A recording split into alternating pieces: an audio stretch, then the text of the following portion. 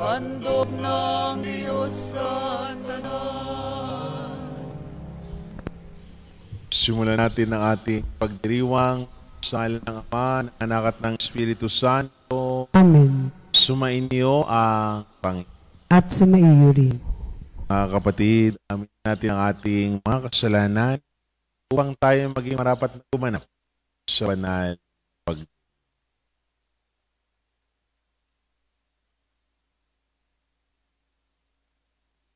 Inaamin ko sa makapangyarihang Diyos at sa inyo mga kapatid, nalubha akong nagkasala sa isip, sa salita at sa gawa at sa aking pagkukulang. Kaya isinasamo ko sa mahal na Birheng Maria, sa lahat ng mga anghel at mga banal, at sa inyo mga kapatid, na ako ipanalangin sa Panginoong ating Diyos. Kawan tayo ng makapangyarihang Diyos. Patawarin tayo sa ating mga kasalanan at patnubayan tayo sa buhay na walang. Amen. Panginoon, kaawaan. Panginoon, kaawaan mo kami. Kristo, kaawaan. Kristo, kaawaan mo kami. Panginoon, kaawaan. Panginoon, kaawaan mo kami. Manalangin po tayo. Ama naming makapangyarihan, ipagkaloob mo sa amin ang lakas upang alalayan kaming mga mahihina. Ngayong ginugunita ang mahal na Birheng Ina ng Diyos, kaming idinadalangin niya ay makabangon nawa sa pagkalugmok sa kasalanan. Niluluhog namin ito sa pamamagitan ng Jesucristo kasama ng Espiritu Santo magpasawayang. Amen.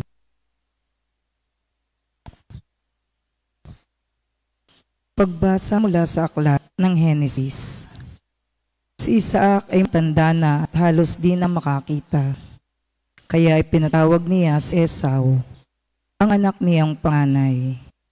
Sinabi niya rito, "Anak, matanda na ako at malapit nang mamatay. Mabuti pa'y lumabas ka at mangaso. Ihuli mo ko ng usa at lutuin ang putahing gusto ko. Pagkakain ko, igagawad ko sa iyo ang aking basbas bago ako mamatay." Nakikinig pala si Rebecca samantalang kinakausap ni Isaac si Esau. Binihisan ni Rebecca si Jacob ng pinakamagarang damit ni Esau na iniingatan niya. Ang mga braso at leeg ni Jacob na walang balahibo'y binalutan niya ng balat ng kambing. Pagkatapos, ipinadala sa anak ang putahe na may kasama pang tinapay na niluto rin niya. Lumapit si Jacob kay Isaac. "Ama," wika niya. "Sino ka ba?" tanong nito. "Ako po'y si Esau," sagot ni Jacob. "Nagawa ko na po ang inyong iniuuto sa akin. Narito na po ang gusto niyong pagkain. Bumangon na kayo at kanin na ninyo itong nang ako'y mabasbasan pagkatapos." "Kadali mo naman, saan ka nakahuli nito?" tanong Isaac. "Tinulungan po ako ng Panginoon na inyong Diyos," sagot ni Jacob. Nagtanong na muli si Isaac, "Ikaw ba'y talagang si Esau? Lumapit ka nga rito nang malaman ko kung ikaw nga." Lumapit naman si Jacob at siya'y hinipo ng ama. Kay Jacob ang tinig, ngunit ang bisig ay parang kay Esau. Bulong na wika ni Isaac. Hindi niya nakilala si Jacob, sapagkat ang bisig nito ay mabalahibo ring tulad ng kay Esau. Babasbasan na sana ni Isaac si Jacob, ngunit muli pang nagtanong, "Ikaw nga ba si Esau?" "Ako nga po," tugon ni Jacob. Kaya't sinabi ni Isaac, "Kung gayon, akin na ang pagkain at pagkakain ko'y babasbasan kita." Iniabot ni Jacob ang pagkain at binigyan na niya ng alak. "Halika anak at hagkan mo ako," sabi ng ama. Niyakap ni Jacob ang ama at naamoy nito ang kanyang kasuotan, kaya't siya'y binasbasan. Ang masamyong halimuyak ng anak ko'y ang katulad ay samyon ng kabukirang ang Panginoon ang nagbasbas. Bigyan nawa ikaw ng Diyos ng hamog buhat sa itaas. Nang tumaba ang lupa mo't ikaw na may makaranas ng saganang pag-aani at alak na masasarap. Bayaan ang mga bansay, palipin at gumalang. Kinanlin kang Panginoon ng lahat mong mga angkan. Gumalang din ang lipi mo sa panig ng iyong inang. Sila nawang sumusumpa sa iyo ay sumpain din.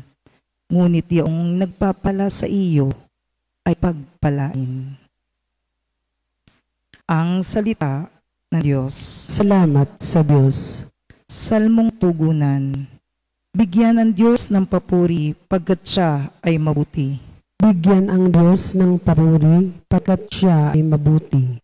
Ngalan niya ay purihin noong kanyang mga lingkod. Ng lahat ng lingkod niyang sa templo ay pumapasok upang doon manambahan sa banal na bahay ng Diyos. Bigyan ang Diyos ng papuri pagkat siya ay mabuti. Ang Panginoon ay papurihan pagkat siya ay mabuti. Ang taglay niyang kabaitan ay marapat sa papuri. Siya rin nga ang humirang kay Jacob na kanyang lingkod, ang Israel na may bansang hinirang niya at kinukot. Bigyan ang Diyos ng papuri pagkat siya ay mabuti. Aking batid na ang poon ay ang Diyos na dakila. Higit siya sa alinmang Diyos-Diyos ang naglipana. Ang anumang hangad niya sa langit man o sa lupa, at kahit sa karagatan kung anumang kanyang nasa, ginaganap niya ito sa sariling pagkukusa. Bigyan ang Diyos ng papuri pagkat siya ay mabuti.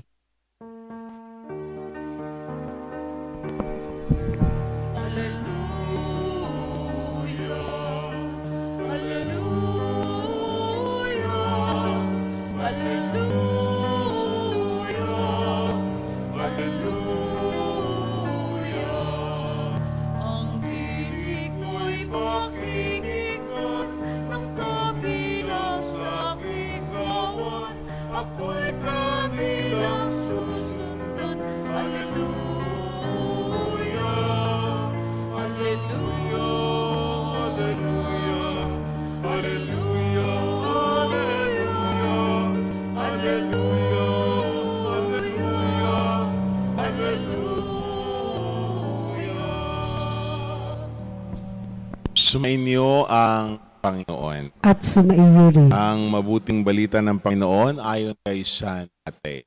Papuri sa iyo, Panginoon. Noong panahong iyon, lumapit kay Jesus ang mga alagad ni Juan Bautista at ang wika. Malimit kaming mag-ayuno, gayon din ang mga Pariseo. Bakit po hindi nag-aayuno ang inyong mga alagad? Sumagot siya, maaari bang magdalamhati ang mga panauhin sa kasalan habang kasama nila ang lalaking kinasal? Kapag wala na siya, saka pa lamang sila mag-aayuno. Walang nagtatagpi ng bagong kayo sa isang lamang kasuotan, lumang kasuotan, sapagkat mababanat nito ang tatagpian at lalo lang lalaki ang punit. Wala ring nagsisilid ng bagong alak sa lumang sisidlang balat. Kapag gayon ang ginawa, puputok ang balat, matatapon ang alak, at mawawasak ang sisidlan. Sa halip ay isinisilid ang bagong alak sa bagong sisidlang balat, at sa gayoy kapwa nagtatagal. Ang mabuting balita ng Panginoon. Pinupuri ka namin, Panginoong Hesukristo. Magandang umaga po sa inyong lahat. At sa mga patuloy na nakikita sa atin sa ating Facebook Live, magandang umaga din. Mga kapatid, sa araw na ito, binibigyan tayo ng Diyos ng panibagong talinhaga. Talinhaga o parabola na makukuha na natin ng ating halimbawa upang sa buhay natin ay meron tayong masusunod. Mga parabolang nagpapakita sa atin kung paano ba tayo gumalaw sa buhay natin pananampalataya. Mga praktikal na bagay kung ano ba ang tamang gagawin. Praktikal na bagay sa buhay natin pananampalataya. Sa personal nating mga buhay at sa buhay natin kung ano man ang katayuan natin na ginagampanan. Praktikal sapagkat pinaliwanag ni Jesus sa mga alagad ni Juan Bautista kung ano bang tamang gagawin kapag naroon pa sa kasalan. Sapagkat tinatanong niya si Jesus, bakit nga ba hindi nag-aayuno ang kanyang mga alagad? Praktikal na bagay ang sinagot ni Jesus sa kanila. Anong sinagot ni Jesus? Makakapag-ayuno ba ang aking mga alagad kung sila'y kasama pa ng lalaking kinasal? Ganon din sa buhay natin. Praktikal na bagay. May mga bagay na kuminsan dapat nilalapat natin sa kung ano ang nangyayari sa ating buhay. Kung ano ang meron, yun dapat inilagay natin ang ating sarili sa kung ano man ang mga bagay na iyon. For example na lamang, kung araw ng Kwaresma o araw ng pag-aayon natin, papatak na merong kasalan. Ikaw ba ay uupo na lamang sa isang tabi? Kung ikaw ang may pamilya, ano ang gagawin mo? Hindi ka ba makikikain? Mga kapatid, praktikal na bagay ang pinapaliwanag ni Jesus sa ating mabuting balita. Katudladan lamang ilapat natin ito sa personal nating karanasan bilang mga tao. Una, kapag tayo ay mga anak, ano ba ang gawain bilang isang anak? Ano ba ang gawain mo at tungkulin para sa iyong mga magulang? Ang sumunod, praktikal na bagay sapagkat ikaw ay anak, magpakaanak. Kung ikaw naman ay magulang, ano ba ang praktikal na bagay na kailangan mong gawin bilang isang magulang? Gampanan ang isang pagiging magulang. Ang gawain ng isang pagiging magulang ang dapat mong gawin. Yun ang mga bagay na praktikal sa ating buhay. Sa buhay natin pananampalataya, ano ba ang hinihingi para sa atin? Ang na kailangan nating gawin. Hindi dapat tumitiwalas o tayo ay lumilihis ng landas. Pagkos tayo sana ay nasa landas na kung saan ito ang tamang dapat nating tinatahak. Hindi tayo lumalayo. Tayo ay nakikiayon. Ganun ang sinasabi ni Jesus sa ating mabuting balita. Kung mayroon kang bagong alak, dapat bagong sisidan din. Kung mayroon kang bagong damit o tela, dapat bago din ang tinatagpi. Hindi luma. Sapagkat sabi nga, kung ang bagong alak ay ilalagay sa lumang sisidan, papuputukin ito. Very practical ang ipinapaliwanag sa atin ni Jesus. Sa buhay natin, sana makita natin, ano ba ang dapat kong gawin? Ano ba ang gampanin ko sa buhay? Ano ba ang katayuan ko sa buhay? Ito dapat ang aking ginagawa. Hindi dapat nagiging taliwas ang aking aksyon sa kung ano man ang aking katayuan sa buhay. Mga kapatid, sa banal na mabuting balitang ito, si Jesus na mismo ang nagpapaliwanag sa atin ng mga bagay na kinakailangan nating gawin sa ating buhay. Ng mga bagay na praktikal sa kung ano man ang tamang gawin. Hindi lumalayo, hindi tumataliwas, hindi lumilihis ng landas. Ang mga talinaga ni Jesus, ang mga parabola, binibigay niya upang mas lalo nating maunawaan ang ating pananampalataya.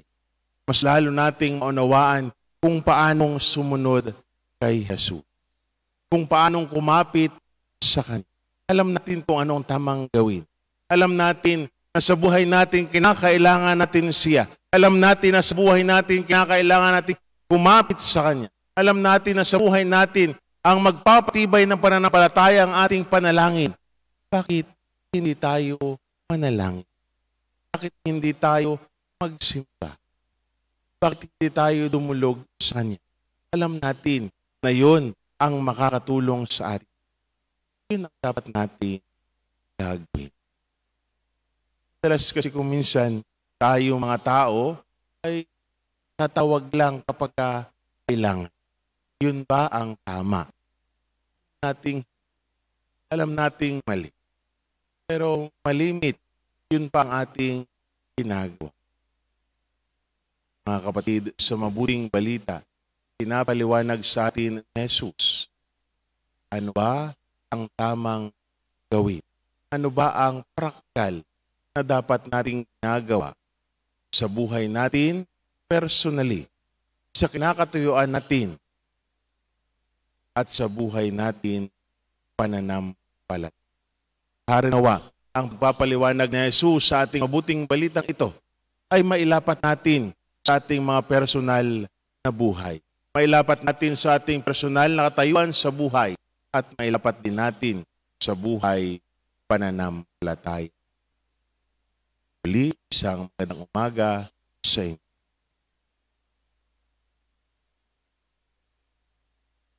Manalangin tayo sa ating Diyos, Ama, upang mailapit niya tayo sa kahalagahan ng Ebanghelyo at mapanibago ang simbahan at ang sandaigdigan. Panginoon, dinggin mo ang aming panalangin. Panginoon, dinggin mo ang aming panalangin.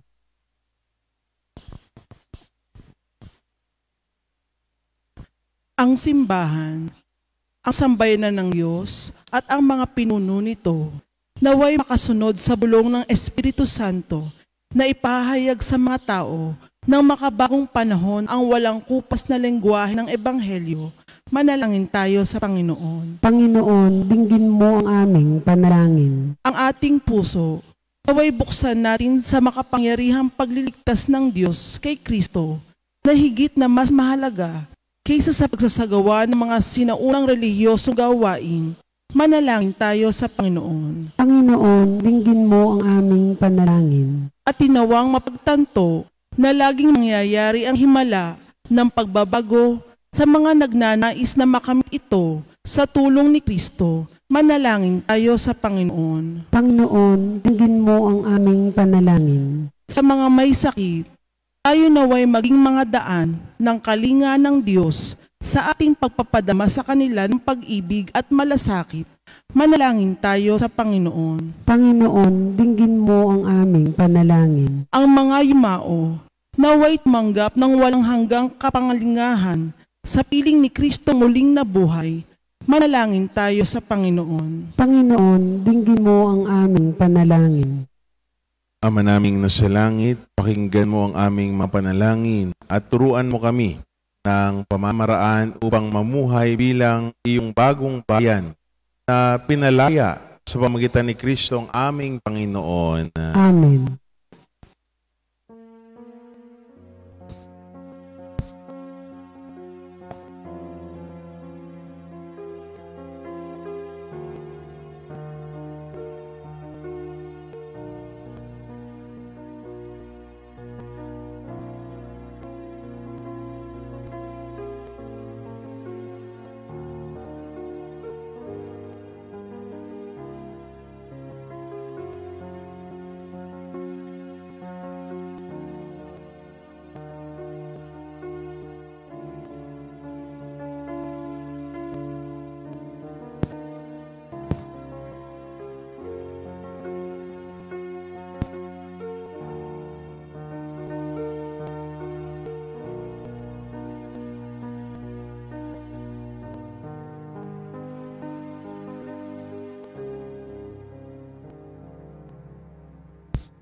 Manalangin kayo mga kapatid upang paghahain natin ang kalooban ng Diyos amang makapangyarihan. Tanggapin nawa ng Panginoon itong paghahain sa iyong mga kamay, sa kapurihan niya at karangalan sa ating kapakinabangan at sa buong sambayan na iyong banal.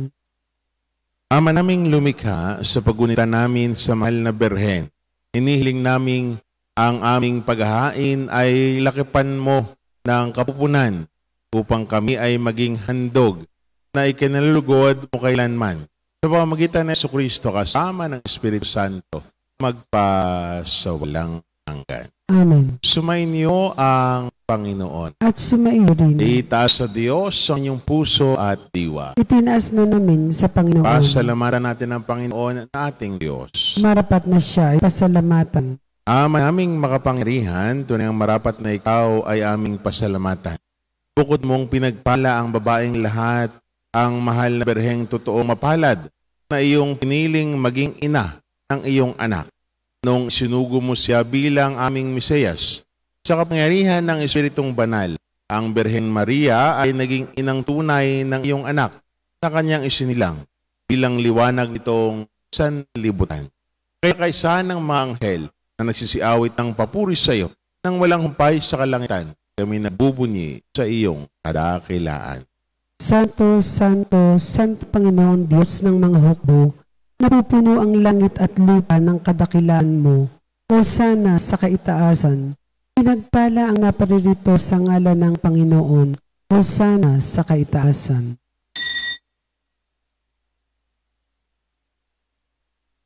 Ama naming banal, ikaw ang bukal ng tanang kabanalan. Kaya't sa pamagitan ng iyong Espiritu, gawin mong banal ang mga kaloob na ito upang para sa amin maging katawan at dugo ng aming Panginoong Jesucristo. Bago niya pinagdiis ang kusang loob na maging handog, hinawakan niya ang tinapay, pinasalamatan kaniya, pinaghati-hati niya iyon, niabot sa kanyang mga alagad at sinabi, tanggapin ninyong lahat ito at kanin. Ito ang aking katawan na ihahandog para sa inyo.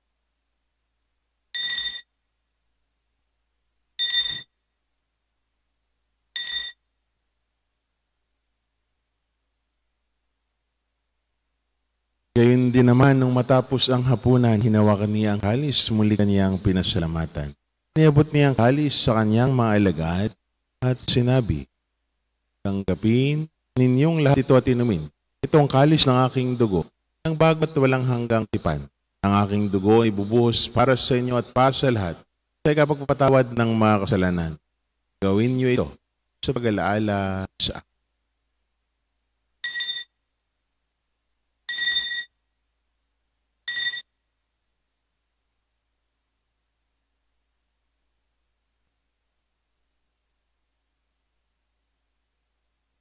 Ipagbunyin natin ang misteryo ng pananampalataya.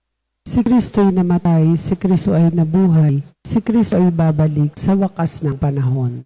Ama, ginagawa namin ngayon ang pag-alaala sa pagkamatay at muling pagkabuhay ng iyong anak. Kaya tiniyaalay namin sa iyo ang tinapay na nagbibigay buhay at ang kalis na nagkakalob ng kaligtasan. Kami, nagpapasalamat dahil kami uminapat at tumayo sa harap mo para maglingkod sa iyo. Isinasamo namin kami magsalo-salo sa katawan at dugo ni Kristo ay mabuklod sa pagkakaisa sa pamamagitan ng Espiritu Santo. Ama, lingapin mo ang simbahang laganap sa buong daigdig. Pususin mo kami sa pag-ibig kay San Francisco naming Papa, ni Gilbert naming Arsobispo at ng Tanang Kaparian. Alalahanin mo rin ang mga kapatid naming nahimlay nang may pag-asang sila'y muling mabuhay, gayon din ang lahat ng mga mana.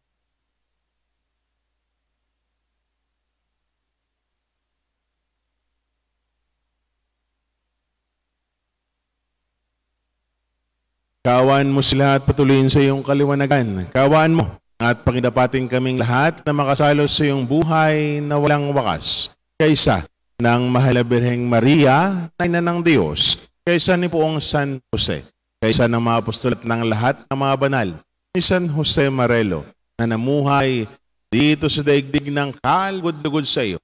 May pagdiwang naman namin ang pagpupuri sa karangal mo sa pamamagitan ng anak na aming Panginoong Jesucristo. Sa pamamagitan ni Kristo, kasama niya at sa Kanya, ang lahat ng pangal papuri sa iyo, Diyos, amang makapangyarihan, kasama ng Espiritu Santo, magpasawalang hanggan.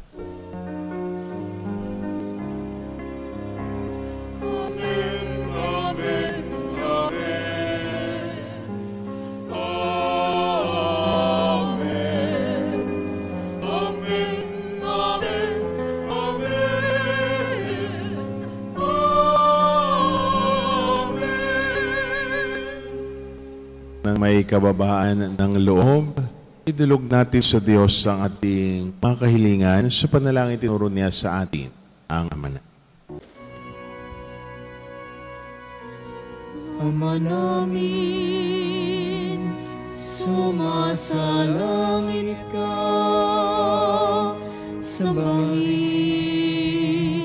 ang ngalan mo, mapasa amin ang kaharian mo, sundin ang loob mo dito sa lupa para nang sa langit. Bigyan mo kami ngayon ang aming kakanin sa araw-araw. At patawarin mo kami sa aming mga sala para ng pagpapatawad namin sa nagkakasala sa amin. At huwag mo kaming ipahintulot sa tukso, at iadya mo kami sa lahat ng masama. Hiniling namin kami adya sa lahat ng masama. Pagkalooban ng kapayapaan araw-araw, iligtas sa kasalanan tilayo sa lahat ng kapahamak. Samantalang aming pinananabikan ang nakilang araw ng pagpapahayag ng tagapagligtas namin si Jesucristo. Sapagkat iyo ang kaharian at ang kapangyarihan at ang kapurihan magpakailanman. Amen. Panginoong Jesucristo, sinabi mo sa iyong mga apostol, kapayapaan ang iniiwan ko sa inyo, aking kapayapaan ang ibinibigay ko sa inyo. Tunghayan mo ang aming pananampalataya at huwag naman ang aming maraming pagkakasala. Pagkalooban mo kami ng kapayapaan at pagkaisa, ayon sa iyong kalooban, kasama ng Espiritu Santo, magpasawalang hanggan. Amen. Ang kapayapaan ng Panginoon ay laging sumayo. At sa iyo rin. Magbigayan kayo ng kapayapaan sa isa't. Peace be with you po. Kordero ng Diyos, nag-aalis ng mga kasalanan ng sanlibutan, maawa ka sa amin. Kordero ng Diyos, na nag-aalis ng mga kasalanan ng sanlibutan, maawa ka sa amin. Kordero ng Diyos, na nag-aalis ng mga kasalanan ng sanlibutan, ipagkaloob mo sa amin ang kapayapaan.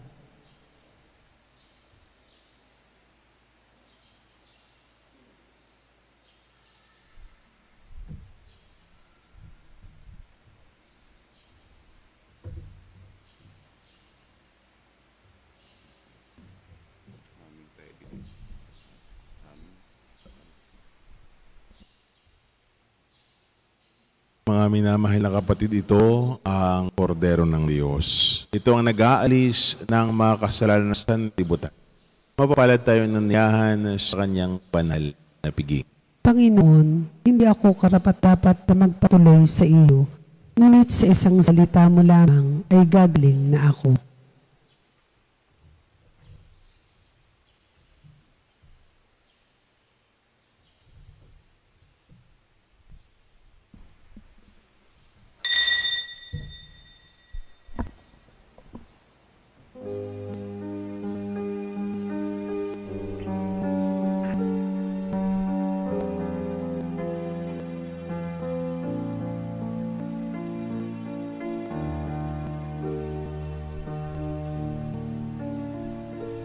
Sa aking paglalakbay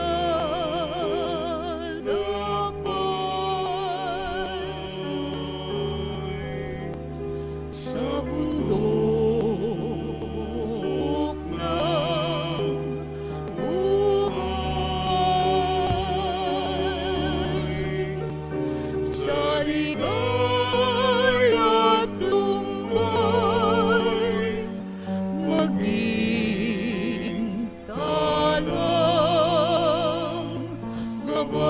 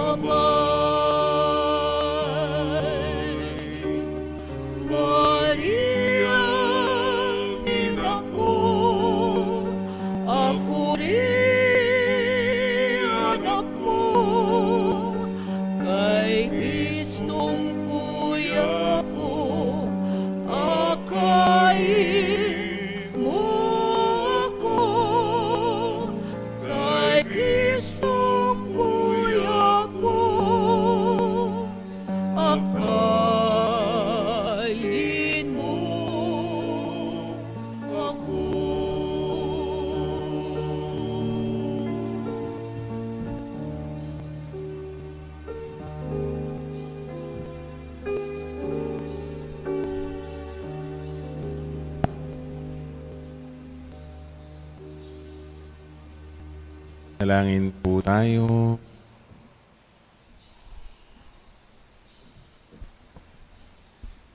Ama naming mapagmahal, ang aming pagsasalo sa haing nagbibigay buhay. Sa pagunita namin sa mahal na ina ng iyong anak ay magdulot nawa sa amin ng iyong kagandahang loob upang lagi naming madama ang iyong paglingap. Sa pamamagitan ng Jesucristo kasama ng Espiritu Santo magpatawang. Amen. Sumainyo ang Panginoon At sumayo rin. at palain kayo ng maawain mapagmahal at makapangyarihang Diyos. Sa ngalan ng Ama, ng Anak at ng Espiritu Santo. Amen. Ang banal na misa ay naialay na. May naglayang kapayapaan at pag-ibig ng Diyos. Salamat sa Diyos.